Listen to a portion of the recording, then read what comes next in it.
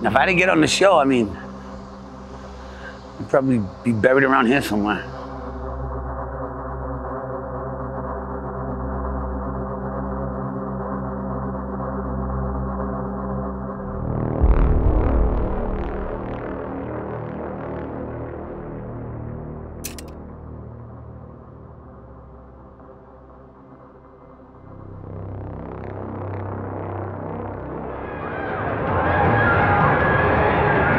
The way you talk to me in general, I think you try to talk down to me.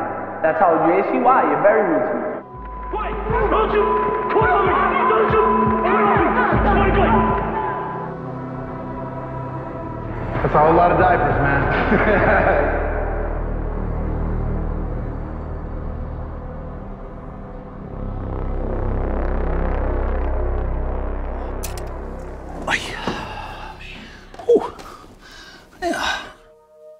I grew up in Boston, small neighborhood called Charlestown.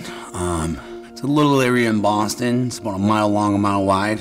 You know, typically if I tell people I'm from Charlestown, they go, oh. And I can feel them slowly backing away. So this is my street where I grew up on, Decatur Street. Right here. This is my building right here. The one with the AC unit, that's the kitchen. That's the kitchen. The window next to it is Vanessa's room. The little one is the bathroom, and then that window right there was mine. Me and Jason in the bunk beds. I tell you what, it looks so much smaller than I remember. I don't know how we all fit in there. You know, when I grew up, I didn't quite know I lived in a rough area. I mean, I thought I had a great childhood. I was always outside running around playing. There was always kids around. There was always somebody's, you know, my either aunts or uncles or friends' parents. Everybody kind of knew everybody, and everybody kind of looked after everybody, you know. And everybody's parents would discipline everybody else's kids, and everybody else's parents would tell my parents if I was up to no good. Like, say if I got in trouble, I go home like, ah! Then somebody's mother, like, you know, smacked me in the back of the head, and I tell my mother, and she'd be like, well, what'd you do? You know, and I get even more trouble. Every birthday party in the summer, right? We'd always take out the blanket with a little rolled out kiddie pool, and that was, we'd always just swim in here, right? And every year, my brother Ricky would dive into the pool, split his head open, every single year like clockwork. God damn. Yeah, Mom, she always keeps me informed on what's going on. And she was telling me that they're tearing down the projects. Man, this is my childhood here. It's just getting torn to the ground. That church right there is St. Catherine's. That's when Mom and Dad got married. Yeah, I was still a bun in the oven when they got married, 1980. I heard they turned into a dollar store now. My parents. They were always there, one way or another. Either Dad was, if he wasn't working in the daytime, he'd be watching us at night, and when Mom wasn't working at night or at bingo, you know, Dad'd be watching us. My dad, he's a big old teddy bear now. Mom's got zero filter. Mom's the worry bug. Sometimes she thinks she's psychic because she's always doom and gloom. I mean, even to this day, whenever I want to travel on challenges and I would let her know where I was going, she's the first person to let me know about any natural disaster that's happening in any area. She's a worry bug. Mom and Dad, they grew up here. It's funny, this building over here, my father's mother lived at that corner, and my mother's mother lived in the top right corner. So both grandparents lived in the same building. Yeah. Every day I'd have to come over there and bring them leftovers or for dinner or whatever it was. Right now we're in the Charlestown Navy Yard. You go through that gate there and you wait for the tour buses. That's where typically we would throw water balloons and eggs at the tourists. Over here, that crane, usually when that's over toward the edge, we'd all climb up it and jump off and then get chased by the Navy Yard security. For the most part, I was usually really shy. I was a middle child, right? So it was 2 older brothers and me, and then my younger brother, and then, you know, my sister, the youngest one, the girl. So I honestly do feel like sometimes they forgot about me. And so I was always watching, you know.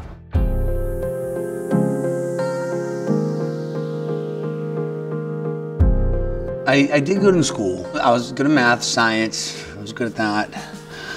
Surprisingly, I was good at geography. You know, every time I would come back from school, as I was getting older, I would try to come back, do my homework as fast as I could in the summertime if I wasn't going to Boys and Girls Club.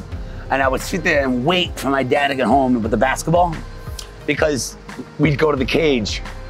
The Cage is like the legendary basketball court in town. I was in Charlestown till about 14, I think 14, 15 years old. Then after that, we moved north of Boston. We moved to Tewksbury. Yeah, I honestly do think the best thing there, one of the best things they ever did for me was to get me out of here. I think the only reason I wasn't caught up is because I had parents that cared, that gave you know, they caught me breaking into a car, caught me stealing, you know, I don't know, I had hell to pay. I honestly do feel like I was kind of the one that everyone kind of tried to keep out of trouble. I think they knew I wasn't like them. I didn't have I don't think I quite had that animosity like they did. I know you guys see me on TV acting a fool, but these down here, man, they were different animals.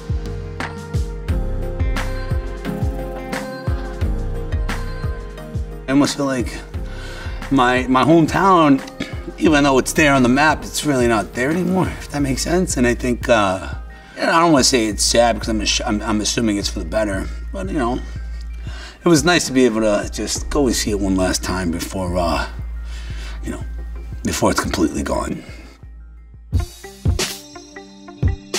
When I got to college, I couldn't wait to get up and grow up and get out there. I was playing basketball, I was an engineering major, and I found out that if I had just took another class or two, I can get my accounting minor. And then I was also bartending on the weekends, and I'm not sure if it was at the Palace or this other place I was bartending at, but I think of all people, DJ Scribbles was coming. So I went to my accounting tutor and I wanted to leave a stack of flyers on her desk. And she was a fan of the show, and she was the one that was like, well, there's a casting call for the Real World in Boston at Faneuil Hall. And so, you know, I skipped my accounting class. Sorry, Dad. Started from the back, worked my way to the front. The bodyguards caught me. But then the casting director, she says, no, he's fine. Hey, you want to sign up? I was like, oh yeah, sure. I get a call back and they're like, hey, listen, we want to fly you out to LA for the final interview. I'd never been that far, I never traveled that far before. And I remember they put me in a little room in front of a camera like this, and they said, we're gonna give you 2 minutes to say whatever you want. And I was just kind of like, well, I just want to say thanks. I've never been to LA before, really appreciate it. I didn't think anything of it. And then two people come in the room. It was Mary Ellis Bunham and John Murray. They come in, and they look at me, they look at each other, look at me, and walk out. And I'm like, whoa. So I'm trying to chase after them down the hallway. I don't know, for whatever stupid reason, I thought it would, do you want me to take my shirt off? And they said, no, we're good. And they just kept walking, and I was like, oh man, all right, I guess that's that. And I remember being in layover, I think I was, where, that's when I found out I was gonna get on the show. And I was like, yeah, I screamed, everyone's looking at me, like, relaxed. And they asked me if I want to do Real World or Road Rules, and I don't want to be stuck in a Winnebago competing, right? It's funny that I say that now when I'm on the challenge. And for whatever reason, I thought it was in Australia. And I remember saying, yeah, I'm ready for the land down under. And they're like, well, it's in Paris. And I was like, oui. You know? Wow, there it is. Wow. This was right after the first Vegas, which was like the pinnacle, the golden era, right? And I think they were trying to do something different because now we're in Paris, but we weren't in Paris. We're in this town called Le Visionnet, outside of it, which is like a 40-minute train ride. I remember our job, we had to work for a travel guide company. So every week we had to write reviews about 1 week it's museums, parks, restaurants, whatever it is. But I also knew that they're not gonna spend the money on a crew to follow me around by myself.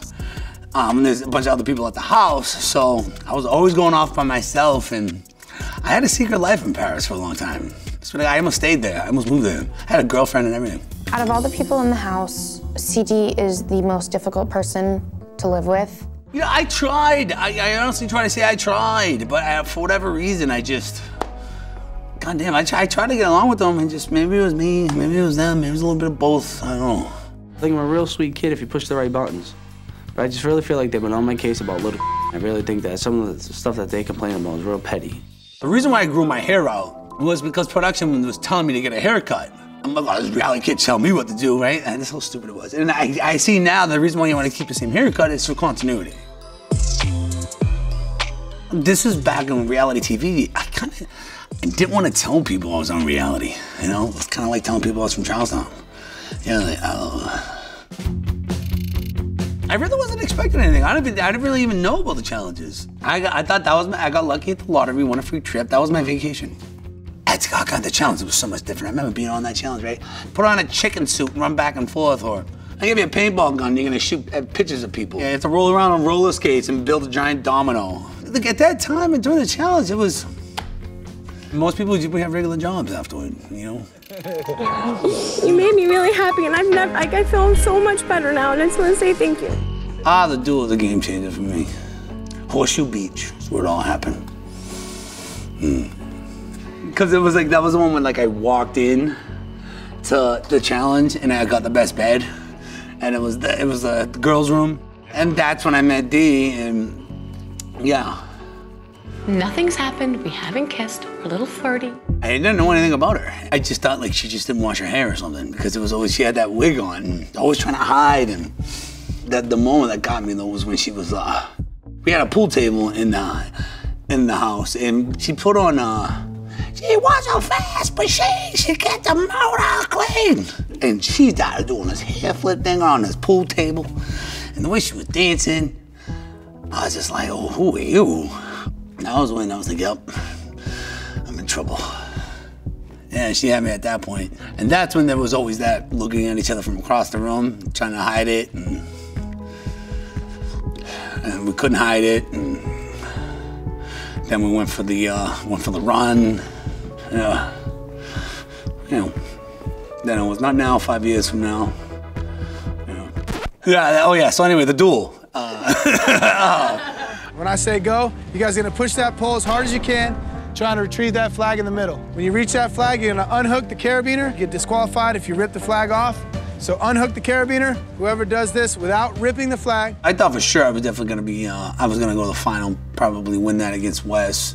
I couldn't wait to go. I wanted to compete against him, but you know, when I went against Brad, the final elimination, it's weird because you watch that footage of me and Brad, you know, I won that, but I lost because you don't want to hook the carabiner. That's like, yeah, but you can't unhook the carabiner if it's, the flag is connected to the carabiner with a little tiny wire. It wasn't like a keychain ring. It was, so while he's still pushing, it's like, this thing, come on. Oh my God, you gotta be kidding me, T. That's bull. You know it's bull.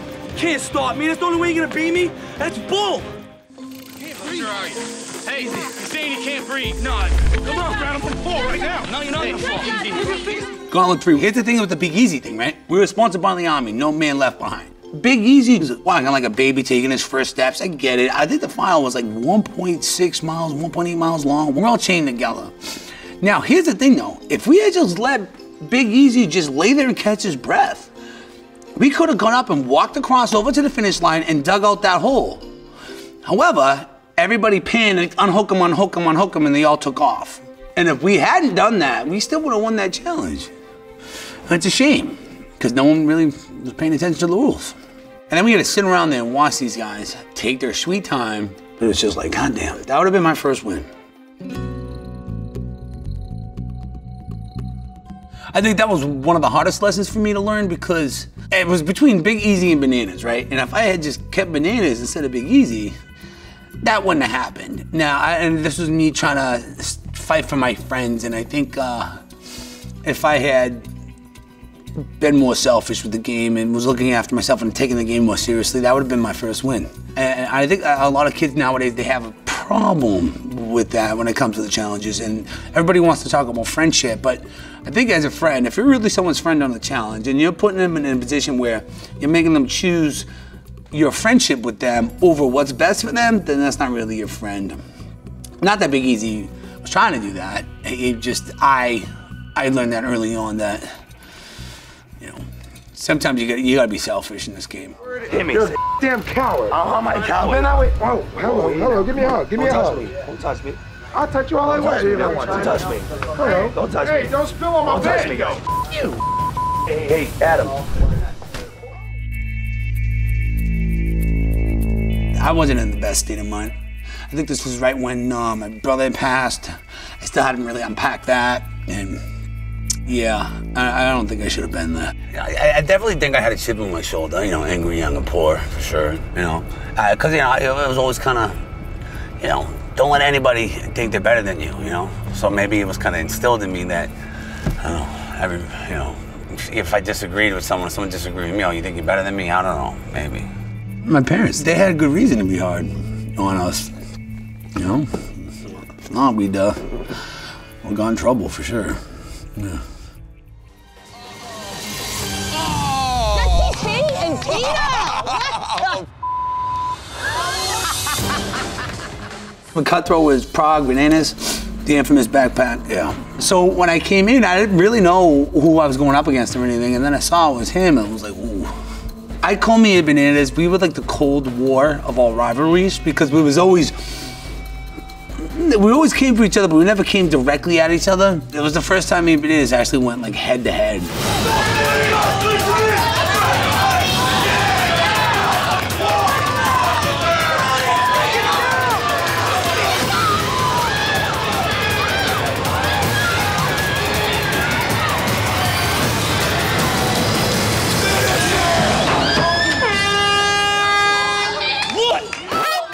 CT, come over here, please. All right. Now, CT, you probably have already guessed it. You're gonna be teamed with Adam. Okay, nice. I don't feel like he was ever on my team, and as much as I had tried to move on, and God, I really tried. I knew they were still in his ear. You're business partners, you're not friends. Because you know why? Because that motherfucker needs to know that it's like, we're trying to get rid of him. He's a malignant tumor attached to your body. I mean, if you look back on things now, it's like, I'm sorry, but all of a sudden, you're getting the wrong balls. All of a sudden, you're laying down, you're so exhausted, tired. I've seen him do things far worse than this throughout the season, and he was so afraid that I was gonna lash out on him again that he pretended to be so tired he couldn't get up. And I'm looking at him like, we all know you're freaking, you know. Set, go! I remember right before we had won, and me and her, we got into a beef because I wanted to send in Bananas and she didn't want to. I can say the name. Yeah, so he's gonna go with Johnny again, right? No. Oh. Call him. No, why? Yeah. No. It's a morning of nominations, and in true form, CT and I have not decided who we're gonna throw in. And you know what? I'm glad we didn't, regardless of what happened. It was because she was sick. And Bananas, one of his best friend lived a couple doors down from her. And she was going through another battle. And Bananas was really there for her. And he would go over and help her make sure she took her medicine. And she didn't like needles, so he would go over there and make sure she got what she needed. And I think that's the reason why she was fighting for him so hard. And you know what? Yeah, he's a good man for that. For that.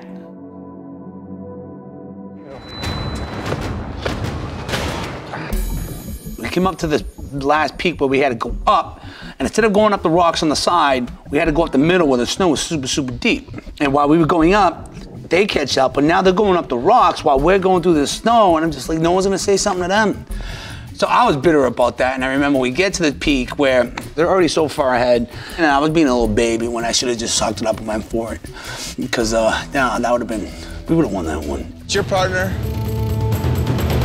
CT. I'll take that. I can't believe that. Rivals 2, we go back to the jungle. The one with me and Adam when Adam kind of dropped the ball. Wes started with, he was trying to poke me to lose my cool so I would do something to get myself kicked off. Cue the footage of him with the twin-size mattress where I goes, oh yeah, you're gonna do this to me? How about I do it to you? And like for like 12 hours straight, I was just like, yep. That's when I was like, wow, I didn't expect that out of you. Thought you were better than that. At least with Wes, he was who he was. I don't expect you to, yeah, I get it, it's a game. And then now it's squashed. The final challenge was another crisscross. And this time was with Wes.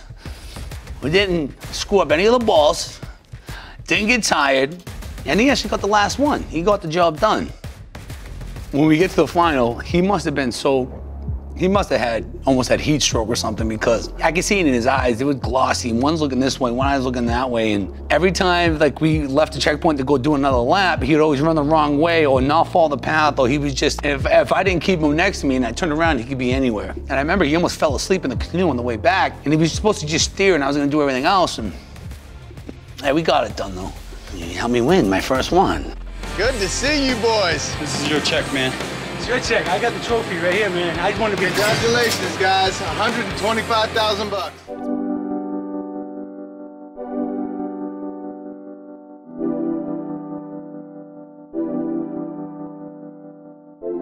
I'm gonna head up to mom and dad's, check in on them, and Methuen. It's been a while since I saw them.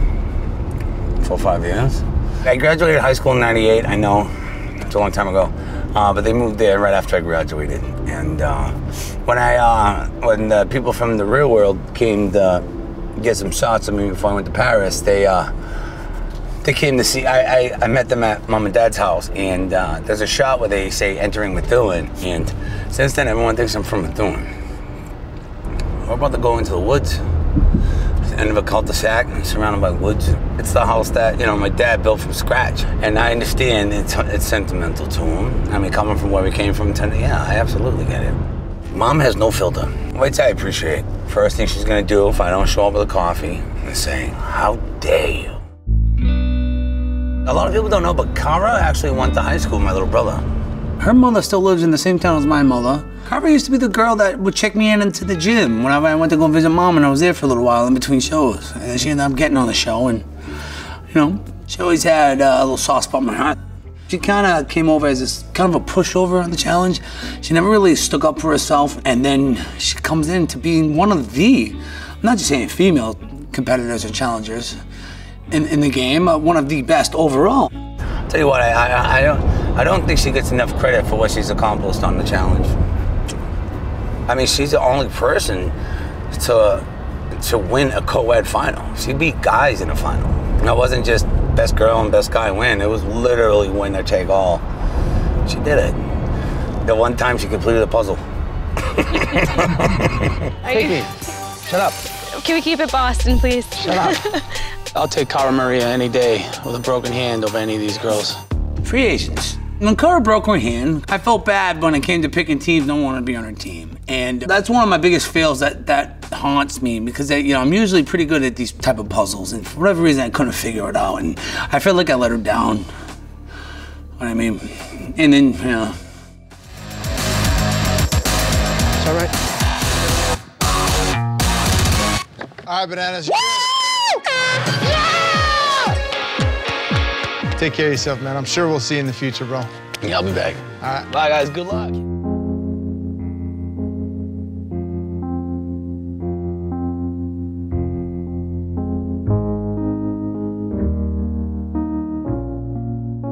Can you still do that whistle? Yeah. Yeah. Oh, yeah. Yeah. Still do the whistle. Let me hear it. Let me hear it. Huh? Let me hear it. Everybody had trouble sleeping when we first moved because it was too quiet. I was just saying that.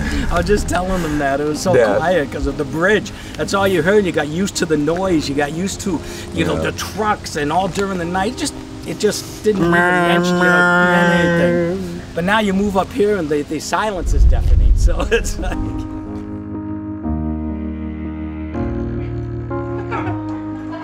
Right here.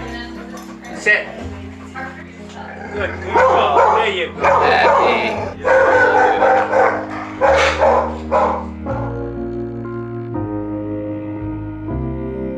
No, yeah, typically whenever I come back from a challenge, I'm pretty burnt out, yeah, and I just want to, it takes a little time to really adjust back into, I guess, society where you're, and it's just nice to come here, and it would be like my sanctuary because no one knew where I was. I could just peace and quiet.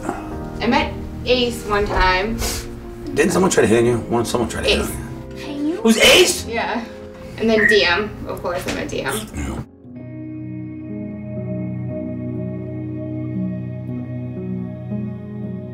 I remember the last New Year's we spent together. I remember I threw her down on the bed when we got back. This is when I realized that, okay, it's just finally happening. Was when we came back. We get ready to kiss her, and she's like, wait, are you my boyfriend? And I remember saying, has it been 5 years already? And it's been like 8, you know? And that was when I realized, okay, all right.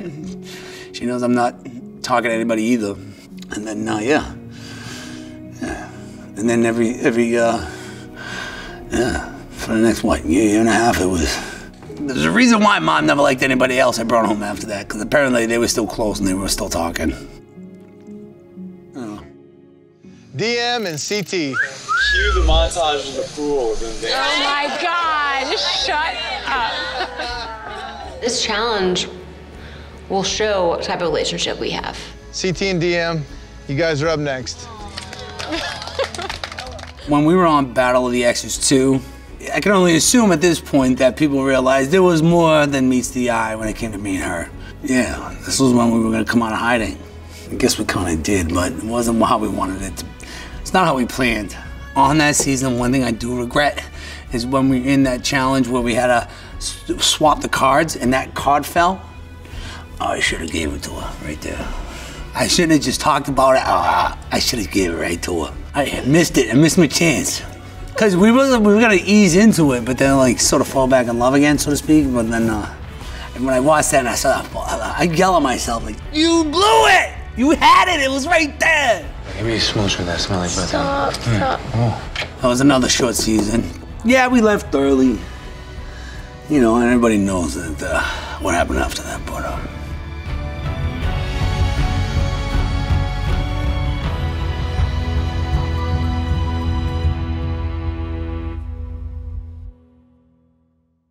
Here to help us remember Diem Brown, we brought out CT and Diem's bloodline, her little sister, Faith. Come on out, guys. I came in and we did that tribute to Diem with her sister Faith. Now, Diem approached everything in her life and in the challenge with bravery, courage, and determination. That's why we brought these guys out here, because today's challenge is over a mud pit, much like a challenge that Diem was famous for.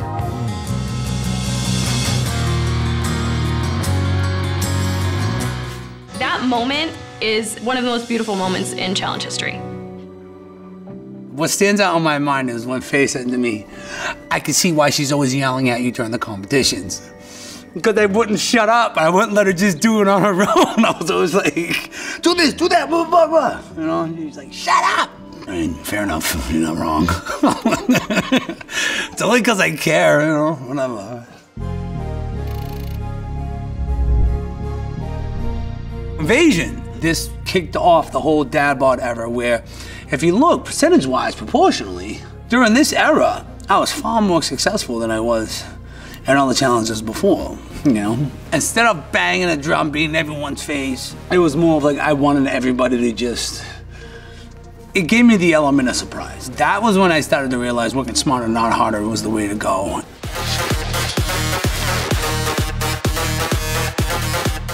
I'm proud of that one. Out of all the elimination, that was funny. The way I ended up, I was like on top of this beehive, just my big ass just dangling there. I mean, I had to stall because Darrell was in way better shape than I was. And I just looked at it, I just had to give myself at least enough time to cross the finish line. It was the start of the beginning of where people didn't want to see me in the final to, oh, if he's in the final, there's a better chance I'm gonna win. No one sees me as a threat. You guys are gonna let me walk to the front? Yeah, take whatever you want. And the series champion, taking home $100,000 for the guys,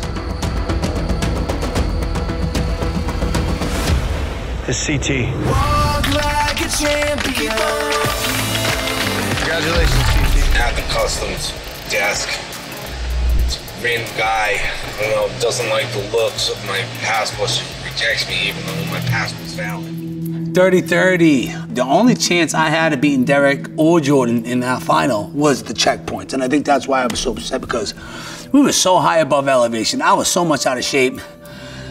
I mean, I knew I wasn't gonna beat them in a foot race regardless if it came to jogging. So my thing was, as long as I could keep up with the checkpoints. And I couldn't even get that, and that's what kind of pissed me off. I was just like, God damn it.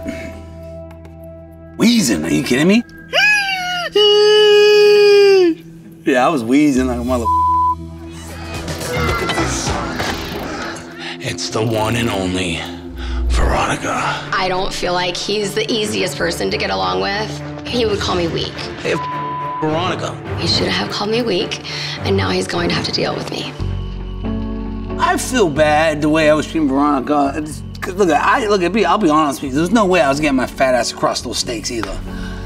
But I tell you what, I remember being in the vineyard for as long as we were, just sitting around this house, just drinking wine all day. I've never gone out like that before, so it kind of hurt. It stung a little bit. It wasn't meant to be. You know these guys. This is CT, the most intimidating player we have ever had on the challenge. Tyler's been very good to me. We're not picking CT. Could you imagine all that? Imagine doing any of this swinging on a rope, climbing. CT ain't gonna climb. Nah, that one stung a little bit. I mean, don't get me wrong, Turbo's great. However, come on, really? It's like that? Okay, now all of a sudden I'm Big Easy? Out of here. All right, let's start from the rookies, right here. I was really proud of the way I played that game because you didn't see anything. You didn't see it. They made me look like, you ever see those memes of like knockouts with Pablo Escobar? He's like next to a swing set or he's sitting down just looking off by himself. That's how everybody treated me in this challenge, but what they didn't realize is I was plugged in and Carmen Pollock took really good care of me. The bane of my existence early on was that nobody wanted to see me in the final. And then I was used to taking on the entire house. And then, you know, after I've taken a break and come back, you know, everybody didn't see me as a threat anymore. He's just here because he's grandfathered in. And then I was like, wait, how's he pulling this off? And we ended up winning. Who would have thought that the UK team, who went 3-11 in the daily challenges, would have 2 Americans, an Australian, and 1 kid from the UK? They're the ones that are gonna win the final.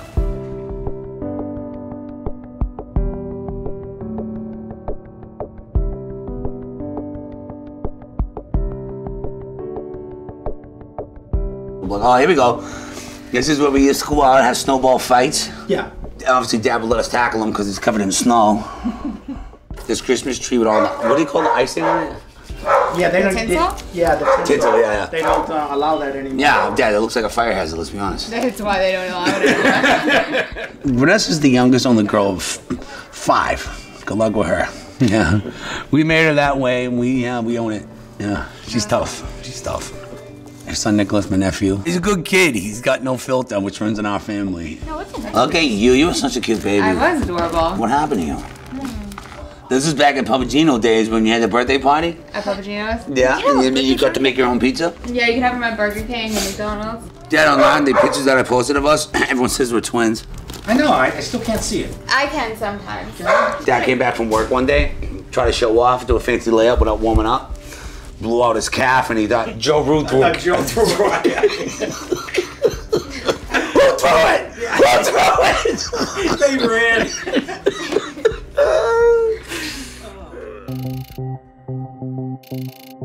Double agents. We were picking teams and all that. And Leroy told me to pick Cam as a partner. They didn't tell me why. They were like, just trust me, just trust me. I'm like, Leroy, we were doing this challenge way too long together for you to just tell me to trust you. The only way to get in the final is to win an elimination. But this season, there are only 10 skulls available. That's it. I was always from an era where if you wanted to avoid eliminations at all costs, now you want us to go in. It went from me having to worry about getting sent into elimination all the time to now no one wants to send me into elimination. The one time I need it. I thought, like, okay, you know what? I might as well just enjoy my vacation with Big T. I was kind of defeated. All right, Big T, let's just enjoy ourselves at least. Yeah, let's ride it out together. Ready, set. Let go, let go! Oh, yeah!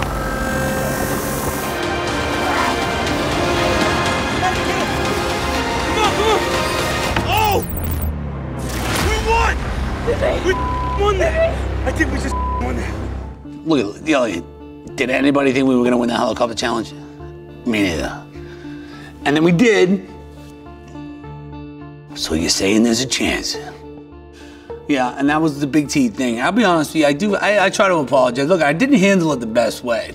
Cam! Give me Cam! I've been waiting all season for Cam. I up in the very beginning.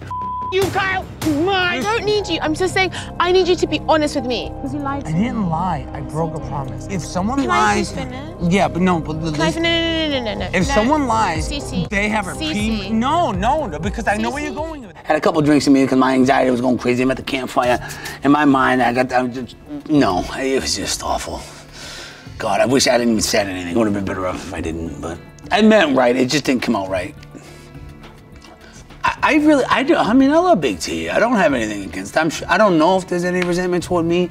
I just know that it would have been better off if I just didn't said anything and I just did what I had to do rather than just saying I was going to do one thing and then doing another. But I honestly didn't think I was going to get that chance, and then... How many finals? You've won how many? 3. Let's do this damn thing. Yeah, I think we'll compliment each other. I know your strongest attribute is endurance. And like, don't beat yourself up about the puzzle thing. I ended up with Amber. From what stood out in my mind was when they did that ice water challenge back and forth and she was still going. Her endurance would rival like Jordan's. She can run for days. If I'm gonna be the one that's slowing us down, we're gonna be in good shape. When Amber won that first checkpoint, she could have picked somebody else if she wanted to, and she didn't. So when we got to that cave where I had to do that big locker math equation there, and I knocked it out before anybody else even got there, 45 minutes later, everyone comes strolling in. And she was so upset.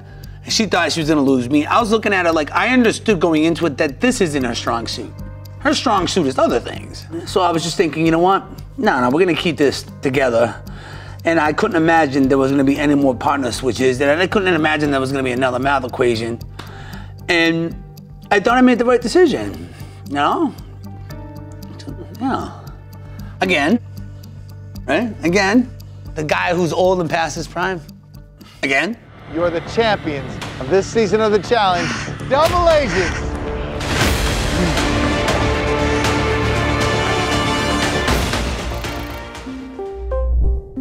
Spies, lies, and allies. Yeah, I can't stay under the radar anymore. But I also wasn't pretending I was running the house or anything. There was a lot of moving parts. And Berna, I really thought we could have been a great team. The only issue I had was that politically and our strategies, we were on 2 separate paths. And I think part of it had to do with Nelly and part of it had to do with a bunch of the new cast where I know from what the vet girls are telling me, you and your new girls are coming after, you're being too loud, drawing attention on myself. I'm not gonna die on this hill for you if you're not gonna be honest with me and you're gonna make things more difficult. All right. Sapphire, that was my lucky charm. I'm telling you, if I wasn't on Sapphire, I wouldn't have won. Yes. Thank you.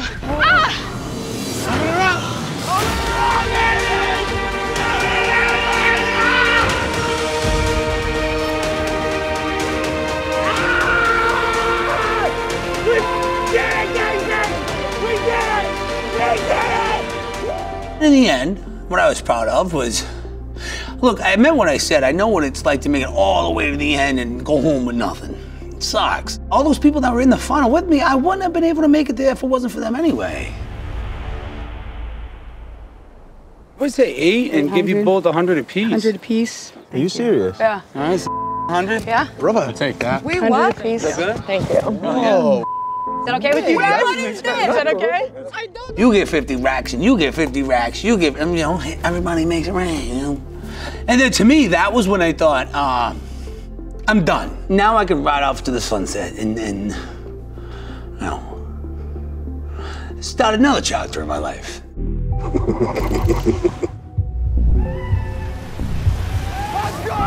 I know all the vets and the champions that were coming in there, they wanted to bang a drum and talk trash to the new kids.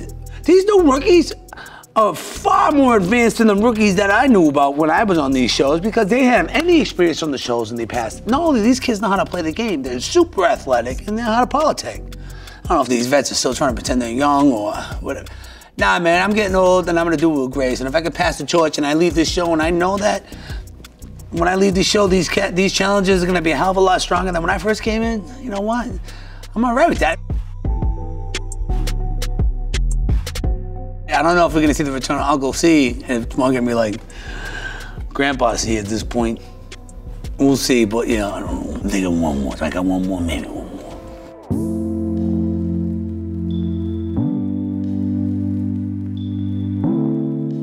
So this is a Bunker Hill Monument, Battle of Bunker Hill.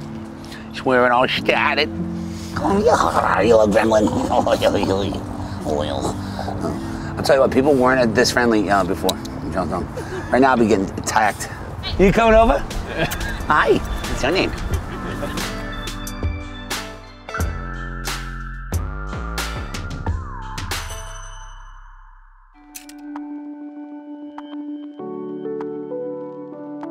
gonna have a little get together. I'm trying to invite some family, cousins and whatnot, some friends. They're all in Charlestown. I don't think many people that I grew up with live there anymore. Over time, the challenges kind of merged together. The game's a lot different now, and there's a hell of a lot more money on the line. I understand that, but to me, it's almost as if like they take it so serious that they're not even enjoying themselves. Not everybody's going home with that money, but everybody can go home with some memories if you just at least try to enjoy yourself. Because if all you're gonna do is focus on money, you're gonna live a miserable life. From what I understand, they're gonna be building up some fancy high-rises. You know, it'd be kind of cool if I moved in, because it's like I grew up there, and then now I still live here, but in the sense that it would make it look like, you know, things are getting better here. Maybe they are. I don't know. One thing I've learned over the years, I can honestly say, is just when you think you have all the answers, life is gonna go and change all the questions. So just roll with it and just try to enjoy yourself.